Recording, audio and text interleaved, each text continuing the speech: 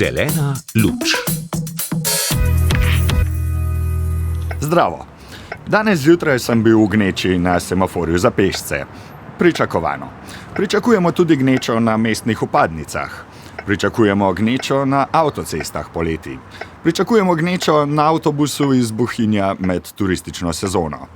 Ne bi pa pričakovali gneče, vsaj jaz ne, v tako velikem prostoru, kot je denimo vesolje. A ne bi imeli prav, gneča je tudi v vesolju. V zeleni luči se zato danes sprašujemo, kako smo prišli do tega, da se morajo sateliti umikati eden drugemu in še s medtem. Imamo zeleno, gremo v vesolje.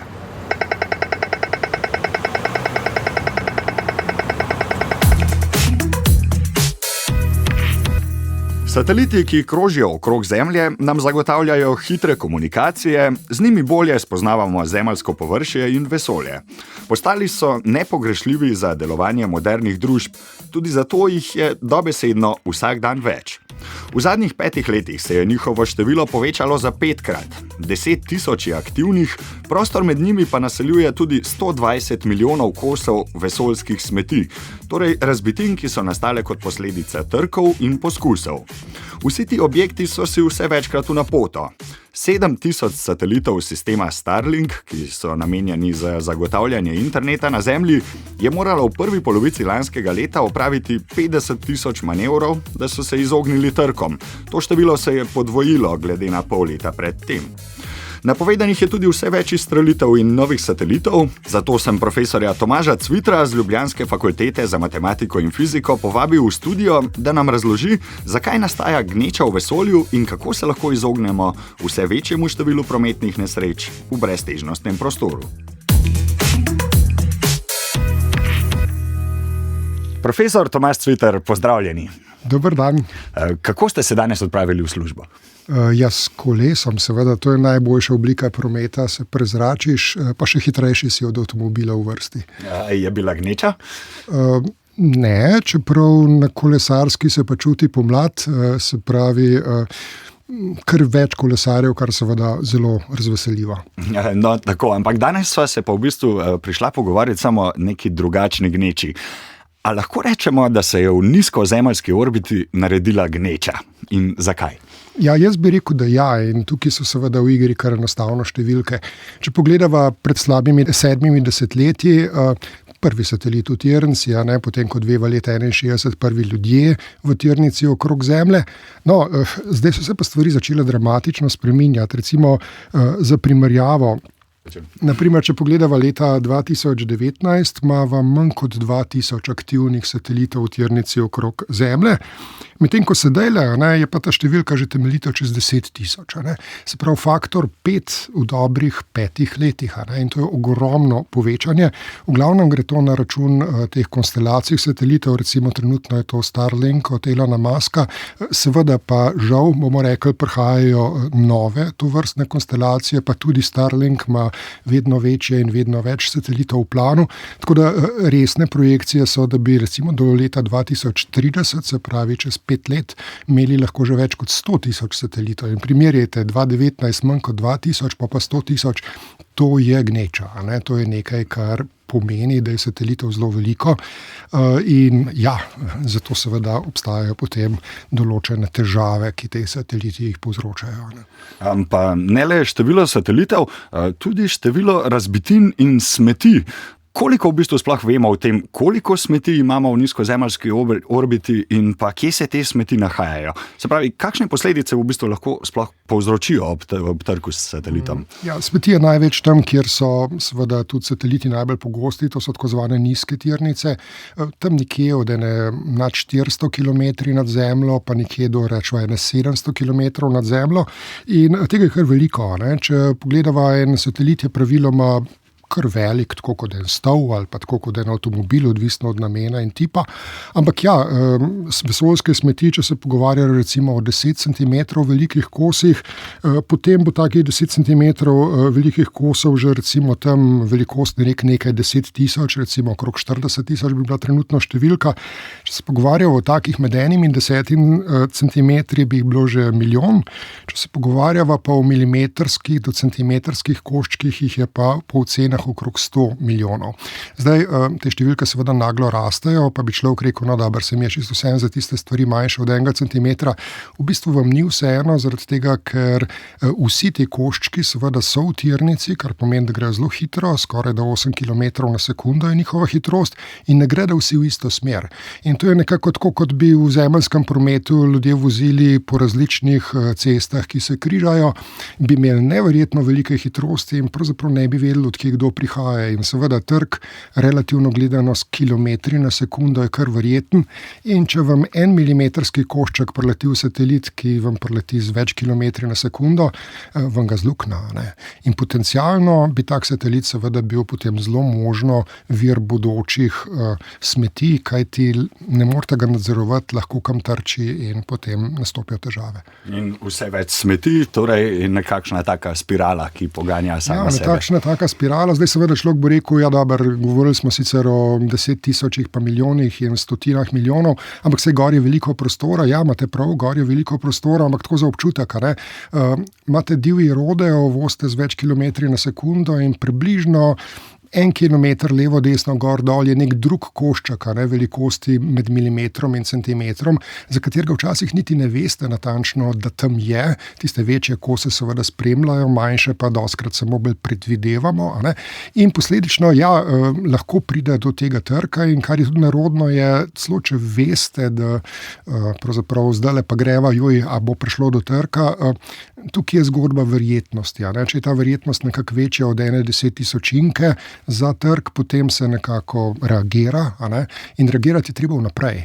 Namreč vi potujete okrog Zemlje, dobro uro pa pol imate, da enkrat obkrožite Zemljo in polovico tega časa, 45 minut pred trkom je najkasneje treba reagirati. Zdaj boste rekli, zakaj pa ne minuta pred trkom, zato ker je to predrago. Namreč, kaj morate narediti? Pravzaprav ni zadosti, da boste samo obrnili satelit, kar bi se dalo enostavno narediti, ampak morate spremeniti njegovo tirnico, se pravi, morate neko gorivo odvršiti, se pravi, vžgati neke sorte, naprimer hladen raketni motor in na ta način rahlo spremeniti tirnico. In to se dobro pozna pol tirnice kasneje.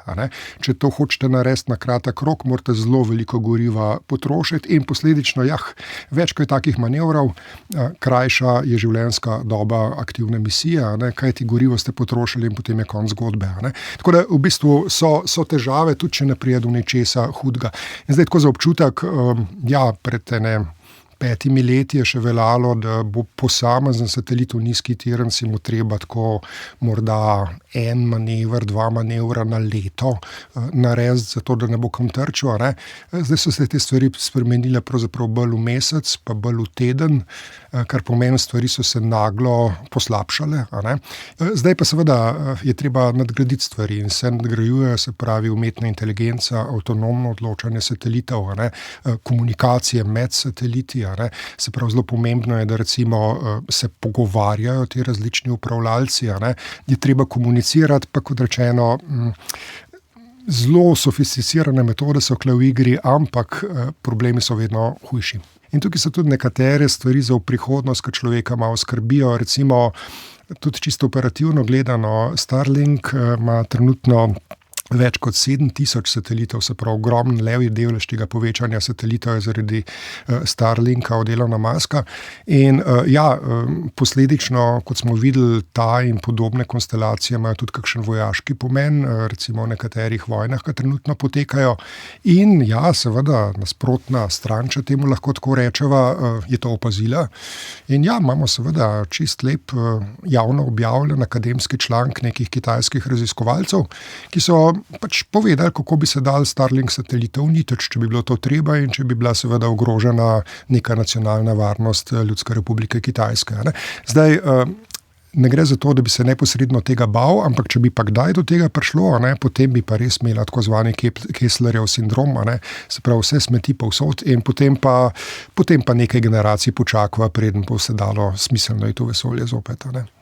Pravite Kesslerjev efekt oziroma Kesslerjev sindrom. Kaj natančno naj bi to pomenilo in kaj mislite, ko pravite nekaj generacij počakati, preden gremo naprej? Torej, Kesslerjev sindrom je izraz za to, da če se 2 satelita zaletita in to se je v preteklosti zdaj zgodilo, pravzaprav enkrat po nesreči, enkrat pa namenoma. Domnevam, da je šlo pravzaprav za vojaško probo, kako se to naredi, demonstracijo, da mi to znamo. Zdaj to je nekaj tazga, kot atomske bombe po drugi svetovni vojni, pač nekateri generali ne slovijo potem, da imajo zelo visok inteligenčni kvocient in so naredili skrajno neumnost v tem primeru.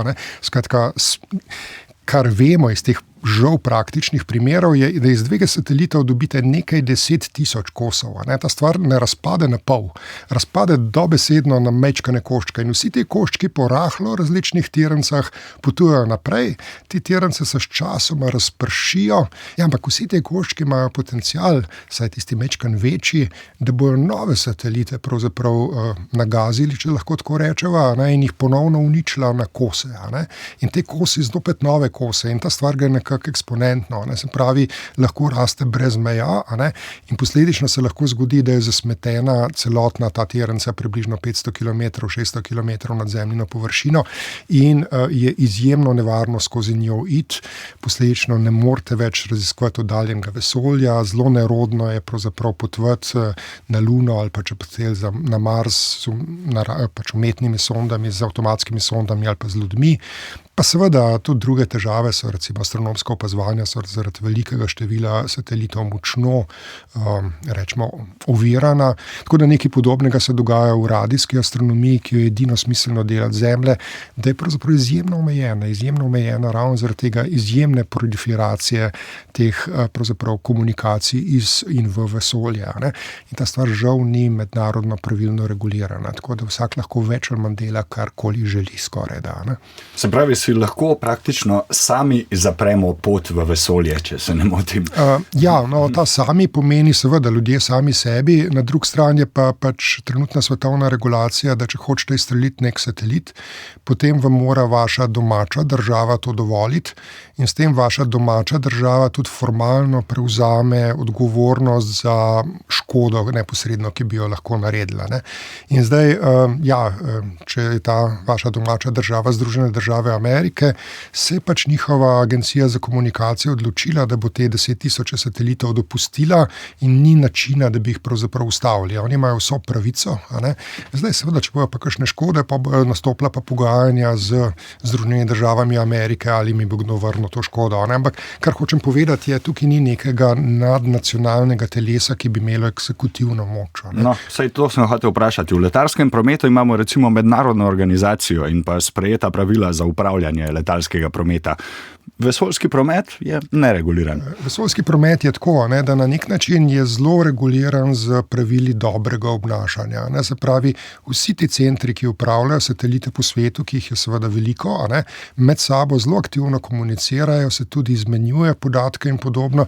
Problem, ki ga imate, je čisto objektivne narave. Če namesto 1000 uporabljate 10,000 ali pa 100,000 satelitov, se ta problem toliko poslabša in potencialno žal pri vsaki aktivnosti je potencial za napake, potencial za nenamerne kikse in žal so pa ti kiksi lahko precej daljnosežni v tem primeru. Tako da določena nervoza tukaj nedvomno obstaja, obenem pa določeno slab občutek. Jaz recimo imam slab občutek, da ko je bilo jasno, da Starlink napoveduje, kot rečem, trenutno blizu 50,000 satelitov v tirnici, samo njihovih, pa seveda prištejte še druge ameriške, pa angleške, pa kitajske, pa ruske, pa tako naprej, podobne konstelacije v delanju. Takrat se sploh niso bili pripravljeni pogovarjati o številu, ampak samo o morda nekih manjših ukrepih, ki bi potem, naprimer, astronomiji do neke mere omejili škodo. Tako da tukaj imate neke sorte, jaz bi temu rekel kar aroganco. Ta aroganca je pa tako, zakaj sem to trdo besedo uporabil. Treba je vedeti, zakaj je to neverjetno število satelitov, kje je zdaj ta potreba nastala. In potreba je nastala iz enega zelo preprostega razloga. Vsi ti sateliti naj bi služili internetu in pri internetu se lahko s primerno anteno pogovarjate s satelitom, ki je bistveno višje in posledično rabite majčken močnejši oddajnik, ampak to nastane veliko, in ki je takih satelitov potem bistveno manj, zaradi tega, ker ti sateliti vidijo več Zemlje pod sabo. Če ste nizko, potem vidite malo zemlje, če ste visoko, vidite veliko. Če greste na Šmarno goro, vidite do Ljubljane pa še malo čez, če greš pa na Krederco, vidiš pa, če je lepo vreme, tja do Panonske nižine. Ne? No, in ta ista zgodba pomeni, da bi lahko namesto nekaj 10,000 satelitov bi jih bilo recimo 500 ali pa 1000 popolnoma v redu za internet. Ampak ena stvar bi se spremenila. Internet bi imeli, kjerkoli želite, če je to vaš cilj, ampak problem, ki bi ga pa imeli, je pa to, da bi komunikacija od ene točke na Zemlji do druge točke na Zemlji trajala par tisočink sekunde več, ker bi bilo malo dlje se treba dvigati navzgor, pa pol spet navzdol. Nama dvema in vsem poslušalcem teh 5000 sekunde ne pomeni absolutno nič. Pomeni pravzaprav samo eni uporabi in to je hitremu prenosu informacij med finančnimi borzami. In celotna ta zgodba ogromnega števila satelitov je v veliki meri zaradi tako zvane latency, kot je izraz, skratka zakasnitve pri komunikacijah. In ta je pomembna, če trgujete z delnicami in je važno, da prvi izveste, da se je neka delnica recimo malenkost pocenila nekje in jo boste hitro kupili. Ko ste drugi, je seveda že kupljena in se je cena zopet spremenila. Skratka, hitro, avtomatsko, računalniško, brez posredovanja ljudi in brez tudi kakršnihkoli realnih ekonomskih razlogov, mejčkano spreminjanje cen delnic med borzami, high volume financial trading, to je tisto, kar je zadaj. Ti imajo tudi denar za to financiranje. Ne? Tako da dejansko to niso sateliti pretežno za Afriko, so sateliti, ki so pravzaprav za borze. Ne? Kaj lahko naredimo, da se izognemo tistim najhujšim posledicam, ki ste jih opisali? Osnovna ideja je, da bi morali ugotoviti, ali je pametno, da imamo to regulacijo, da lahko poljubno povečujemo število satelitov, ker če ga bomo, potem bojo vse ostali ukrepi imeli omejen doseg. Se pravi, bi bilo res smiselno tukaj imeti neka pravila obnašanja. Ne? Prav bi bilo, najbrž so Združeni narodi edin forum, kjer bi bilo mogoče načelno doseči kakšen dogovor, ampak, kot vemo, vsi se morajo strinjati, to je prvi komentar. In trenutno imam občutek, da nekateri mislijo, da zaostajajo in se zato ne bodo strinjali.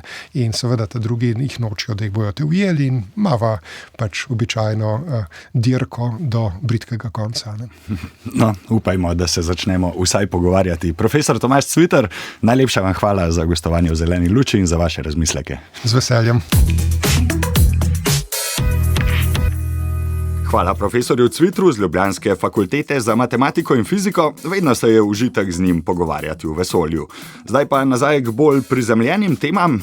Poglejmo še nekaj drugih novic in priporočil z področja mobilnosti. Prejšnji teden je Slovenska tiskovna agencija organizirala okroglo mizo o sodobnih prometnih izzivih. Sodelujoči so v razpravi ponudili različne poglede na to, kako priti do večje pretočnosti prometa in mobilnosti prebivalstva. Odprli so kar nekaj tem, o katerih smo že govorili tudi v Zeleni luči, zato priporočamo ogled posnetka razprave. Najdete ga pri Slovenski tiskovni agenciji in na YouTubu.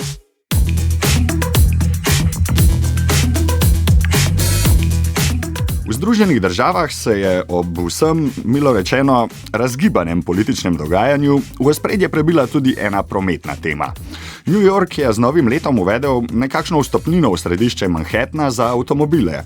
Cilj so bili predvsem zmanjšanje zastojev in zbiranje denarja za nadgradnjo sistema javnega prometa. In te cilje so v prvem mesecu povsem dosegli.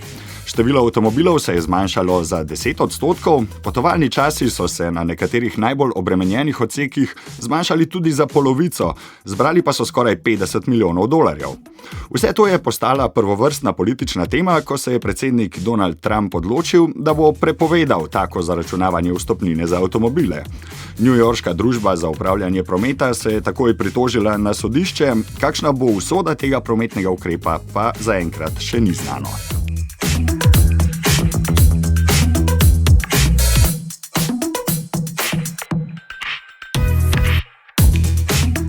Val 202 pa se je ta konec tedna odpravil na poligon varne vožnje na Vranskem. V soboto smo se skupaj s poslušalci, ki so se udeležili tečaja varne vožnje, učili o pravilnih odzivih ob kritičnih situacijah na cestah. hkrati pa razmišljali o vplivu izkušenj in števila prevoženih kilometrov na naše vozniške sposobnosti. V resnici se mi ne zavedamo, v kakšnih razmerah dejansko vozimo vsak dan in koliko imamo časa za odločanje in reakcijo, in mislim, da tukaj na tem poligonu to zelo jasno vidiš in dobiš ta občutek in adrenalin in si skoncentriran, pa ti vse malo zmanjka, tako da vse pozivam, naj se vljudno pripeljejo sem in sprobajo sami. Kar nekaj zanimivih pogovorov lahko slišite, če se odpravite na spletno stran Vala 202. Vaša priporočila mi kar pošljite na jan.grilcaf@rtv.slo.si. Lepo je izvedeti, kaj vas zanima, lepo pa je tudi slišati zgodbice o dogajanju v javnem prometu in na cestah. Tokrat zgodbico prispeva gost oddaje Tomaž Cviter, kjer se mu je zgodila ravno tisto jutro, ko sva snemala pogovor. Vidim, da so ljudje prišli nazaj na kolesa, kar je seveda nedvomno zdravo in koristno.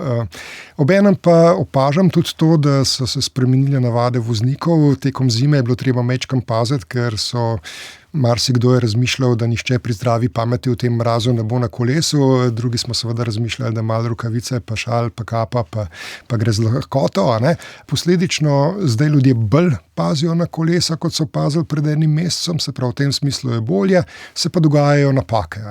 Kar se mi je danes zgodilo, je pa res, kako bi rekel, zopet redek dogodek. Ja, popolnoma nenamerno je nekdo zapeljal na parkirišče in pozabil, da je v bistvu presekal mene na kolesarski stezi. Sem sicer pričakoval, da se kaj takega lahko zgodi, lepo ustavil, ampak ja, na koncu sem mu pa seveda omenil, da se pač to tako ne dela, da vame zapelješ. In na začetku je sicer mislil, kot je običajno pri ljudeh, bran svojo pozicijo, ja pa saj sem sam noter zapeljal, sem rekel, ja, ampak čez kolesarsko. In potem se doživel tisto, kar mi je pa res všeč in sva se seveda takoj postala prijatelja. Rekel je, joj, oprostite, sem zelo to naredil narobe, ko je opazil, kaj se dejansko zgodilo. Tako da fino je, da znamo stopiti nazaj. In najti nek skupni jezik. In na drugi strani pa seveda še zmeraj treba vedeti, da so možnosti za izboljšave, zlasti parkiranje na kolesarskih in kolesarske so nekam zelo ozke in ta tretji morda ne bi smel ravno vsak arhitekt, ki ima dobro idejo, kako se označi kolesarsko stezo, te ideje v živo probati v ljubljanskem prometu. Vse sorte stvari imamo. Mečkan drugačen tlak je že kar oznaka za kolesarsko, pa neke krogle, ki na pol ven gledajo, pa drsije so oznaka, ko je kolesarsko. Človek mora dostikrat razumeti, da pešci ne morajo vedeti, da so na kolesarski, zaradi tega, ker sej ni nobene standardne oznake. Tale zgodbica se je končala dobro, vseeno pa je v teh dneh dobro malo večkrat pomisliti na to, da se spomladi dinamika prometa spreminja in da je treba malo večkrat pogledati tudi v desno stransko ogledalo. Tako, skozi še eno zeleno luč smo se zapeljali, tokrat smo imeli pred očmi kar visoko leteče teme, ki pa vseeno lahko vplivajo tudi na nas, ki se držimo bolj na tleh. Naša vsakdanja življenja so seveda odvisna tudi od tega, kar nam lahko nekoč pade na glavo. Jan Grilc, vam želim čim več zelenih luči na vaših križiščih. Pozdrav! Zelena luč. Podcast o mobilnosti 21. stoletja.